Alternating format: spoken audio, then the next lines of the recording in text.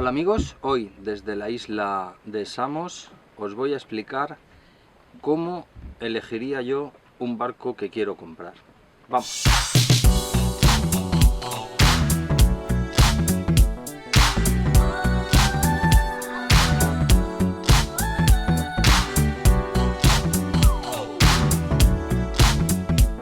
Pues amigos, tengo que daros las gracias a todos, lo primero, por eso 10.000, 11.000 suscriptores que estamos siendo en el canal. No me lo puedo creer, en prácticamente 4 meses esto se ha disparado. Sé que en parte es por este tema de los vídeos polémicos, esos vídeos en los que nadie quiere hablar, nadie quiere mojarse. Muchos de los youtubers tienen en la recámara, detrás de la cabeza, de alguna manera quedar bien con todo el mundo, fabricantes, fabricantes de material, tiendas de náutica, astilleros, por si en algún momento estas tiendas, astilleros, se dignan a regalarles algún material o a contar con ellos para algo. Yo no espero eso, simplemente espero tener la suficiente valentía para seguir contando las cosas como yo las veo. Simplemente son otra opinión más que debéis tener en cuenta o no, eso ya va con cada uno.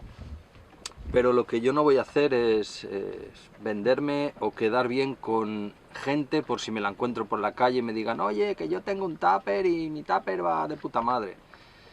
O con una tienda: oye, nos has puesto a caldo, ya no vendemos pilotos de esto, o GPS de lo otro, o... me da igual, me importa un pepino. Los amantes y los aficionados a la navegación sabrán valorar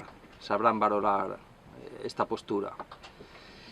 Y hoy, como he dicho al inicio del vídeo, os voy a dar unas pautas de cómo elegir un barco. Ya sé que todos sois mayores de edad, que todos sabéis hacerlo, y que no necesitáis a nadie. ¿Cómo está esto, la luz? Es que el barco se gira y a veces me da la luz y a veces me da la sombra. ¿Me cambio de sitio? ¿Me pongo allí? Que si me pongo allí... Es que estoy a contraluz, ¿no? A ver. Sí, no se ve un carajo. Vale, esperad un momento. Voy a hacer un corte, que no sirva de precedente. Ya estoy aquí. Pues no sé si hemos ganado nada, simplemente que ahora veis otra cosa por detrás, lo que antes no veíais. Bueno, vamos al tema, que luego se me hacen unos vídeos interminables y no me los acabáis. ¿Cómo elegir un barco? Muchos os dirán en foros o podéis leer por ahí que el barco dependerá de vuestro plan de navegación. Si bien es cierto que es importante, yo no diría que es determinante el plan de navegación. Porque si el plan de navegación es costero, con familia y demás, vuestro barco evidentemente es un tupper. No perdáis el tiempo buscando barcos especiales ni buenos, que estarán lejos de vuestra comunidad, lejos de vuestro país seguramente. Comprar un tupper en el mismo puerto de al lado de casa y ese barco os va a servir, porque vuestro plan de navegación es ese. Pero los tuppers desafortunadamente se devalúan mucho, básicamente porque de cada modelo hay 1000 unidades, 500, 600, 1000, 2000, 3000 unidades de cada modelo, de cada eslora, y eso hace que se devalúen muy rápidamente, además de que el 80 o el 85% en algún momento han sido de charter, sobre todo al principio. Bien, lo que vamos a tener en cuenta es la zona geográfica, por dónde vamos a navegar. Si nuestra zona geográfica es entre trópicos, o sea, vamos a navegar entre el trópico de Cáncer y el trópico de Capricornio,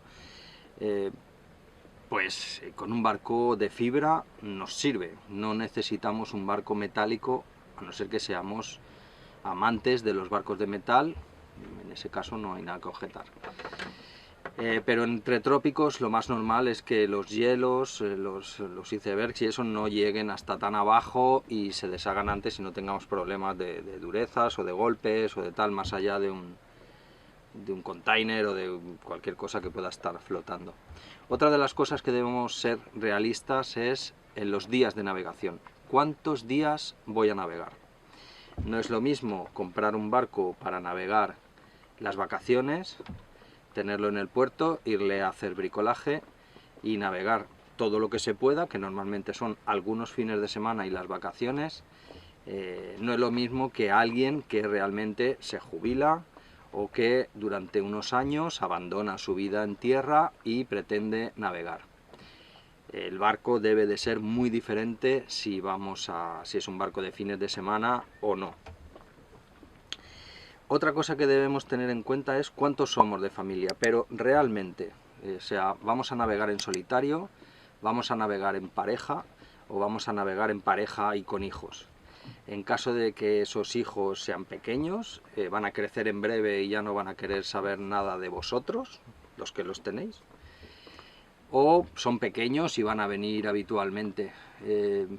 Si van a venir habitualmente, pues conviene que tengan su espacio.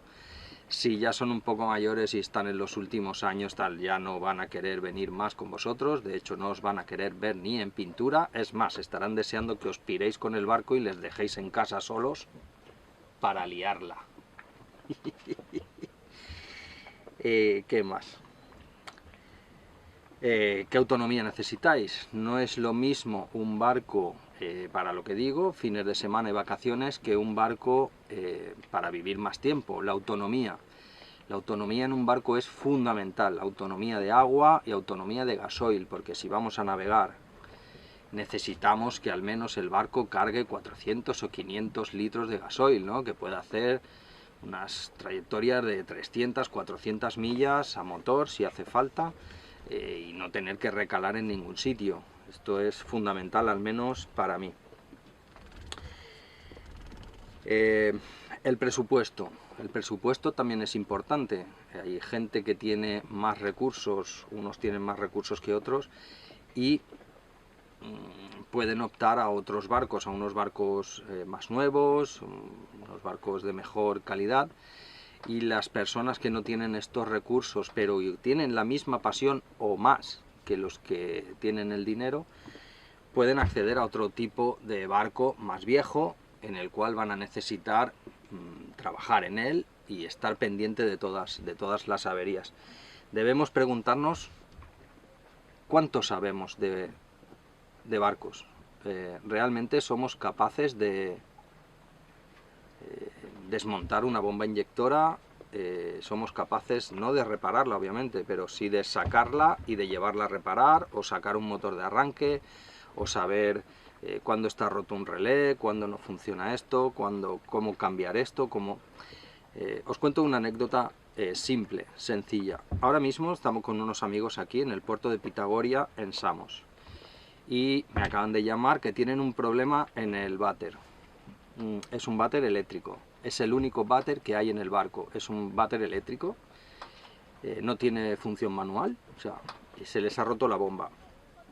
Este hombre me ha llamado esta mañana para que vaya a echarle una mano, a lo cual le he dicho obviamente que no, que yo puedo ayudarle a cambiar una batería, pero el váter es una cosa muy personal.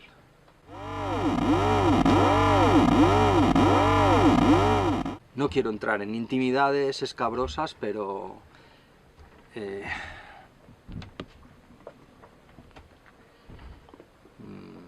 no me ha hecho mucha gracia. El caso es que este hombre se ve obligado ahora mismo a ir a puerto, ha tenido que ir a una marina para poder reparar esto. No tiene la bomba de recambio, no ha sido previsor, no lleva una bomba a bordo, no tiene una bomba manual para poder sustituir este váter y poner otro, de modo que son 5 en el barco sin váter. Están constantemente yendo al bar, al restaurante, porque necesitan un aseo. En los puertos públicos de aquí de Grecia ninguno hay, y es un problema. Entonces, ¿qué capacidades tenemos nosotros a la hora de reparar cosas? Si estamos en nuestro puerto base, todo es muy fácil porque navegamos poco, se nos rompe algo, volvemos a puerto base, sabemos dónde está la ferretería, el Leroy Merlin, el Ikea, dónde está la tienda de náutica, dónde nos hacen buenos precios y dónde ir a buscar cualquier cosa. Pero cuando viajas, no. Cuando viajas debes de intentar llevar toda la herramienta y todo el material que preveas que se puede romper, llevarlo por duplicado y por triplicado y reponerlo cada vez que se rompa, no pasar la oportunidad de sustituirlo y llevarlo nuevamente de recambio a bordo. Bien, sabiendo y siendo conocedores de la capacidad que tenemos para arreglar cosas, sabremos si nos conviene más un barco viejo o un barco nuevo. Debemos ser realistas con este asunto, porque cada vez que llamamos a alguien de tierra para que nos repare algo, la factura es monumental. Entonces eso acorta nuestro tiempo de tener barco o de viajar, o nos condiciona muchísimo. Entonces conviene aprender o conviene rodearse de gente que sabe. Nosotros, los que navegamos por aquí, más o menos estamos entre 100 y 150 millas a un día y medio de distancia. Sabemos dónde podemos ir a arreglar algo, dónde está aquel del barco que sabe de fibra, el otro que sabe de no sé qué, el otro que es mecánico, el otro que no sé cuántos, y entre nosotros pues nos vamos apañando. Es muy importante que tengáis vuestra propia red de conocidos. Eso se consigue cuando llevas un tiempo navegando fácilmente. Seguimos. Otra cosa muy importante es el presupuesto. Ya lo he dicho antes, pero a la hora de buscar un barco es importante fijarse el presupuesto y no salirse de ahí. Fijarse un presupuesto y ser honesto con las respuestas, tanto de la familia, las horas, los días de navegación, qué sabemos hacer, porque muchas veces podemos pensar que somos capaces de hacer muchas cosas y luego no somos absolutamente capaces, o todo lo contrario, pensamos que somos unos inútiles, y cuando te aprietan de verdad y necesitas solucionarte las castañas, no necesitas a nadie, te apañas perfectamente. Hay que ser consciente de eso. Y el presupuesto es muy importante. De tal forma es importante que conviene no ceñirse prácticamente a ese presupuesto. Dejar un budget, un margen para mejoras, porque el barco que encontraremos le faltarán cosas, tendrá cosas rotas, no estará a nuestro gusto, necesitaremos instalarle algunas nuevas cosas. Y luego, otro de los consejos que os doy, también es muy importante centrar el modelo. Me encuentro, muchos de vosotros me escribís en los comentarios, estoy buscando un barco más o menos así y asá, y que tenga estos camarotes y que tenga esto otro. No, no es una avispa, no os preocupéis, las tengo controladas, en esta isla no hay. Fijar el modelo, o sea, está bien buscar un modelo o dos o tres modelos y centrarse en aquellos modelos, en aquella eslora y en ese barco, porque ese barco es el que queréis, es el que os ha gustado. No el que vayáis a ver concretamente, pero si veis un barco que os gusta y tiene la carpintería hecha polvo y el motor viejo y no sé qué, vale, esto puede pasar. Pero seguir insistiendo en ese modelo, porque ese es el barco que os gusta, es el barco que necesitáis. Porque de lo contrario, corréis el peligro de acabar con un barco que no es el que queréis, sino es el barco, el chollo, es el chollo que habéis encontrado, es el chollo que de una persona que estaba en dificultades y se ha visto obligado a venderlo en un país pues que lo ha tenido que vender por negocios, por familia, por enfermedad, por lo que sea, se ve obligado a deshacerse de él. Entonces llegáis vosotros, conseguís una buena rebaja y os quedáis con el barco. Pero ese no es vuestro barco, ese es el barco que habéis encontrado. No me da la luz ni de milagro. A ver, un momento. Bueno, lo siento, he tenido que tocar aquí un poquito, ya sé que sale quemado detrás, pero por lo menos se me ve un poco, porque las expresiones de la cara son importantes, que se vean. Centrar el tiro, centrar los modelos, porque podéis acabar con un barco chollo que al final no es lo que os conviene, no es el barco que os gusta, no es el barco que queréis, y siempre vais a estar pensando que os habéis equivocado. Es importante conseguir exactamente el barco que queréis, es con el que vais a ser felices, es con el que vais a navegar más y con el que no vais a ver, vais a estar deseando de embarcaros cada momento. Y nada más, amigos, este es el vídeo de hoy, cómo elegir un barco. Os he dado unas pautas, os he dado unos consejos, espero que os sirvan, sobre todo para los que empezáis. Ya sé que hay mucho seguidor del canal que me pide vídeos navegando, vídeos poniendo las velas, vídeos haciendo esto, haciendo lo otro, y es posible que los hagamos, pero de momento quiero hacer una serie de vídeos para la gente que empieza, para ir desde el principio. La gente que empieza necesita saber si abandera en nuestro país o en otro, necesitas saber cosas de los brokers, necesitas saber cómo funcionan las webs, necesitas saber dónde encontrar barcos, necesitas saber un montón de cosas, y me quiero centrar en eso en estos vídeos del principio. Poco a poco iré subiendo vídeos de navegación o de cosas más específicas, además de que no vamos a dejar los vídeos técnicos en ningún momento. Estoy pensando en hacer alguna colaboración con algún otro youtuber. Ojalá pueda hacerlas con Ángel del Valle de las Islas o con Sailor York, que ya estamos en contacto, a ver si podemos organizarnos para hacer algún vídeo juntos. Y hasta aquí el vídeo de hoy. Si os ha gustado el contenido, pues apoyarme suscribiéndoos, que nos viene la verdad muy bien. Contra más suscriptores YouTube te muestra más y es más fácil llegar a más gente.